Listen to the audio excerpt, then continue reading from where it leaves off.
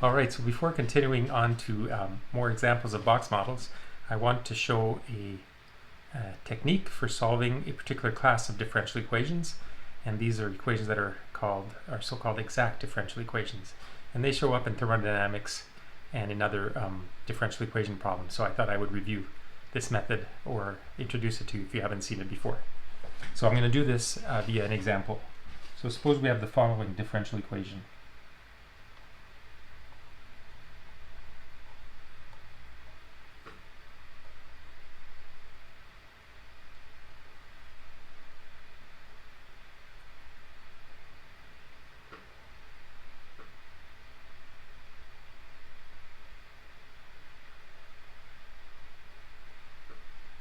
This will be our equation and subject to the following initial condition: y of 1 is equal to pi.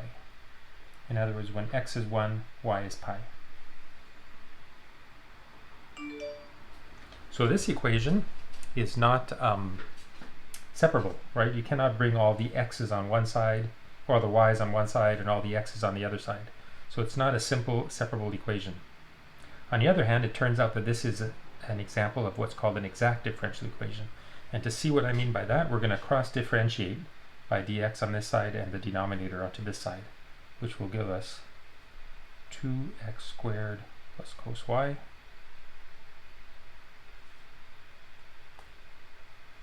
times dy is equal to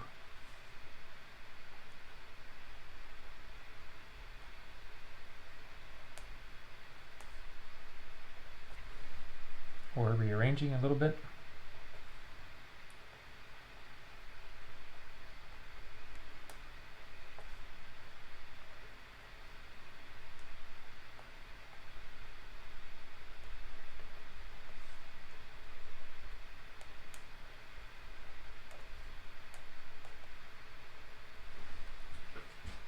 And this expression looks something like the differential of a function which is a constant.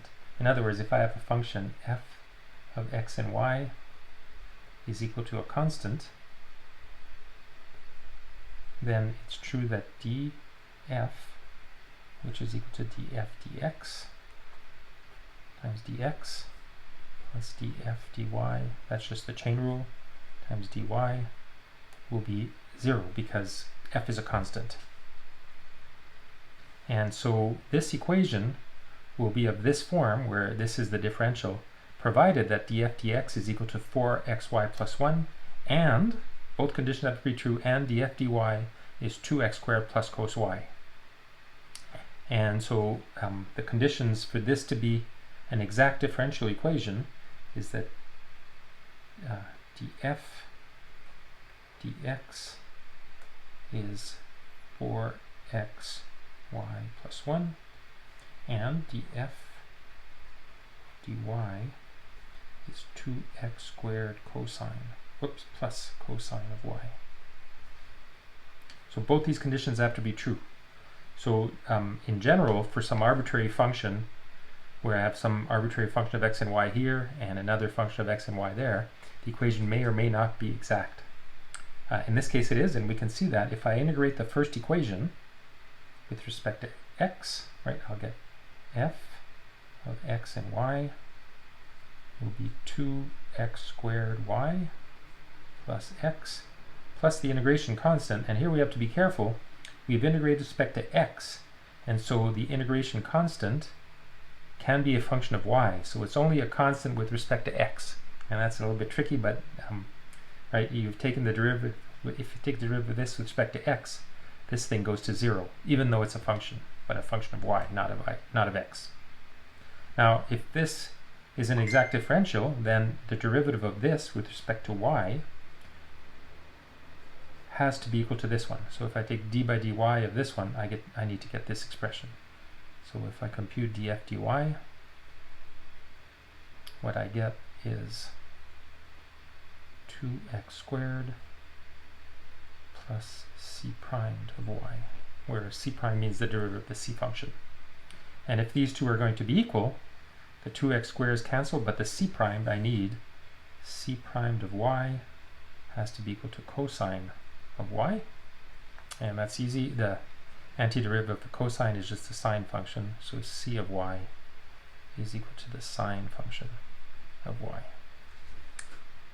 So my function is the following. F of x and y is 2x squared y plus x plus sine of y. And so my solution curves to this differential equation are the following.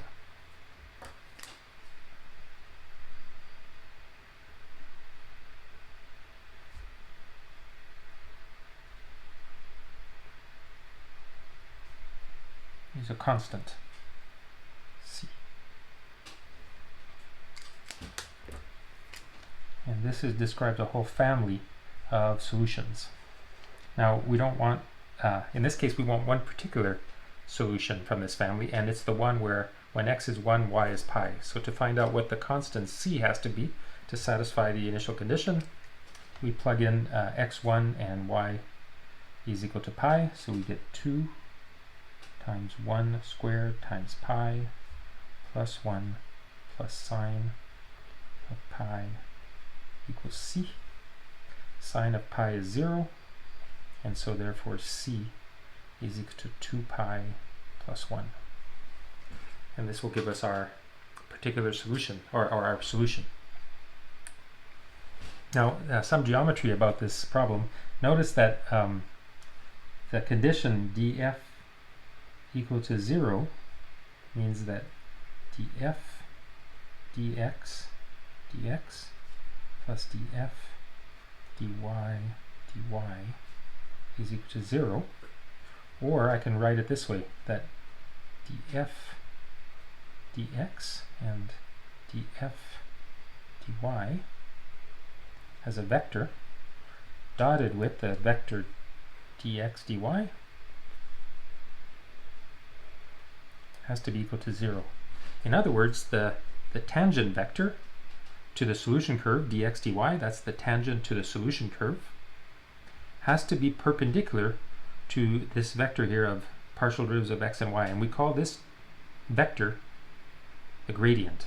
So the gradient of f is equal to df dx and df dy.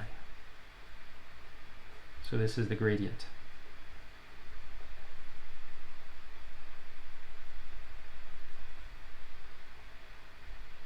And we know that the gradient of f, grad f, is perpendicular to the tangent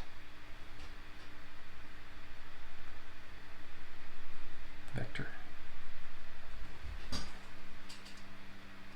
And I want to illustrate this particular example in Matlab to show what the solution looks like.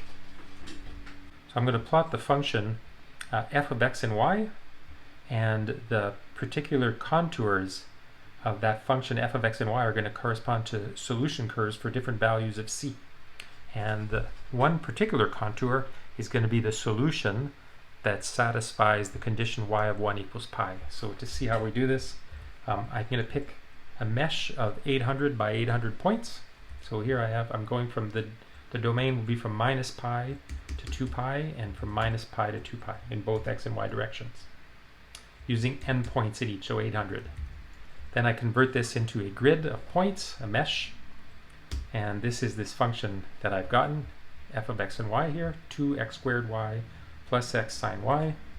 And now I'm going to evaluate this function f at every point on the mesh of x and y. So for the whole mesh, at each point I'll evaluate the value of f and I'll store it in the value of z. So I can now plot a surface for every x and y. I can plot a surface z which corresponds to f of x and y. So this is the surface here, xy comma z. So the xy, and in the vertical I have z. And on top of this, I'm going to also plot some contours in black, so you can kind of see the constant values of f on that curve, on that surface. And then in the next figure, I'm going to plot the gradient. So I have df dx here. df dx is 4xy plus 1. So where's my df dx? Yeah, 4xy plus 1. And my df dy is 2x squared plus sine y. Oh, is it sine or cos? Cos. I got a mistake. I have a mistake here. Cos y. Yeah, that should be cosine because this is sine. And now zx and zy, z sub x and z sub y, these are going to be the components of the gradient vector. This one.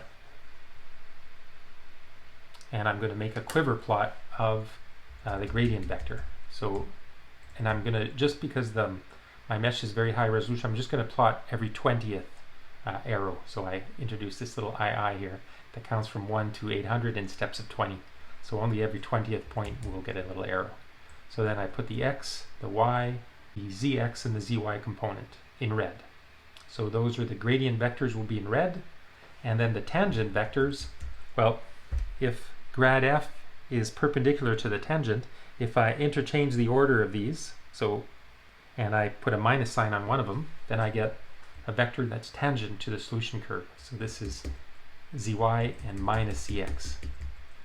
So these two vectors here are obviously perpendicular, right? Because if I take the dot product, I get zx times zy plus zy times minus zx. And so they just cancel, I get 0. So these are perpendicular.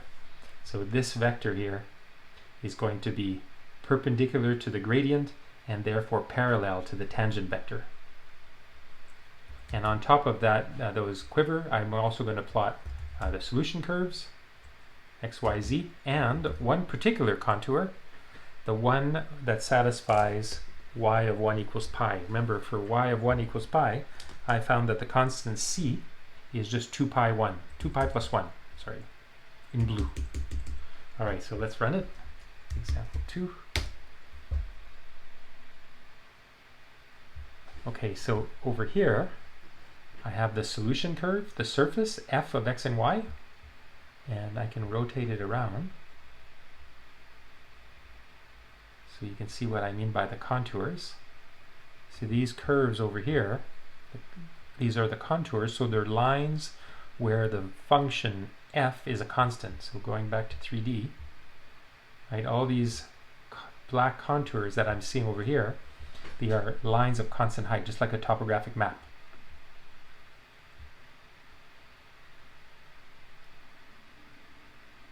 And then I plotted in blue, you can see here in blue, that is one particular contour, and it's the one that when x is 1, if I move along here, y will be equal to pi. So we can check this. If I zoom in around the value of x equals 1, and again, I get down here, which is 3.14 something, is very close to the value of pi. It would be exactly equal to the value of pi if I had picked more than 800 points. So, you know, they have a discrete set of mesh points where I evaluate these curves, so it's not exact. And then all the little arrows, the red ones are the gradients, so they're perpendicular. Everywhere they're perpendicular to these contours. So you notice that the little red arrows are pointing from low to high. So that's a property of the gradient. It's in the direction of steepest increase, and it goes from low to high. So the little red arrows are pointing towards this bright yellow spot up here, uphill. And then the little black arrows, I think I put them in black, these are all the little tangent vectors to the solution curve. So the curves are moving around and they tangent everywhere to the solution curves. All right, so this is my brief review or introduction to exact differential equations.